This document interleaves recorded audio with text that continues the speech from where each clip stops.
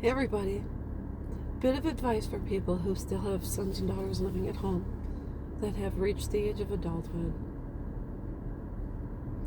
You're going to say, oh, well, that's really mean and I can't do it. And I'm going to say, if you don't, parent beware. I've stated this story prior, and I'm going to state it again. Years ago, when I worked at St. Francis Bank in West Allis, Wisconsin, it was on 94th and Greenfield Avenue across from my grade school. And so I remember a woman came in and we were talking about our children. And she said, yeah, my son is going to be 18 soon, and he knows right after that he has to move out. And I said, what are you talking about? She goes, well, he's 18. Well, all of our children know as soon as they turn 18, they're responsible to find another place to live because they're adults. And I thought, gosh, she's so mean. How can she do that?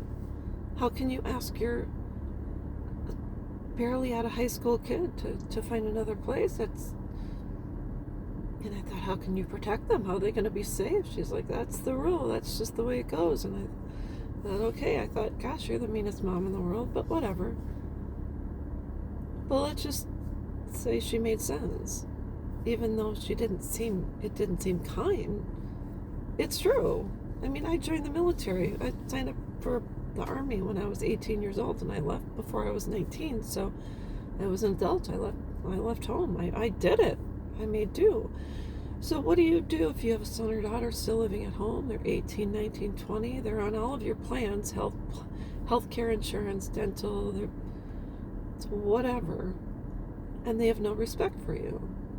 Well, know that this didn't happen overnight. This has been brewing. This has been in effect for a long, long time.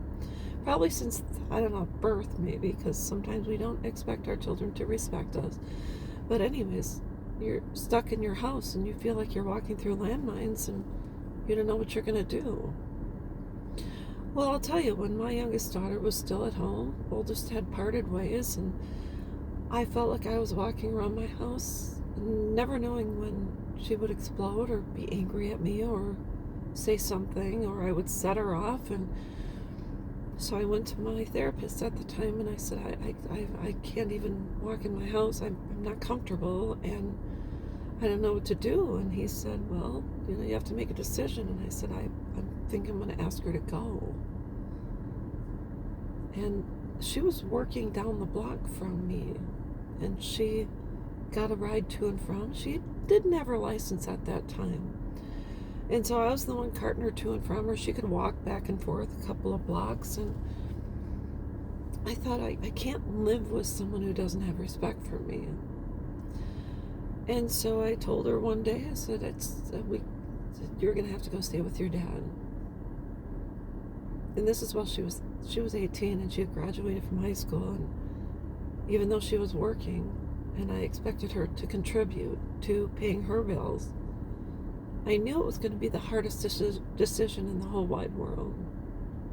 I had already had one daughter, my oldest parted ways, and then all I had left was my youngest, so it was even tougher. And so I asked her to go, and that ceased our relationship. But when she moved out, I finally exhaled, and I said, I no longer have to live with someone who isn't kind to me. And I, in effect, had created that monster.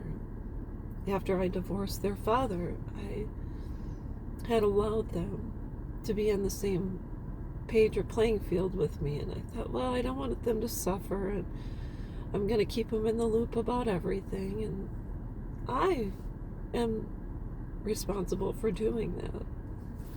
But then I realized I could make a change, and I no longer had to allow anyone the opportunity to emotionally and mentally slap me in the face while living in my house, while I was paying for everything. So anyways, that's what I did. I gave her 30 days. She moved in with her dad.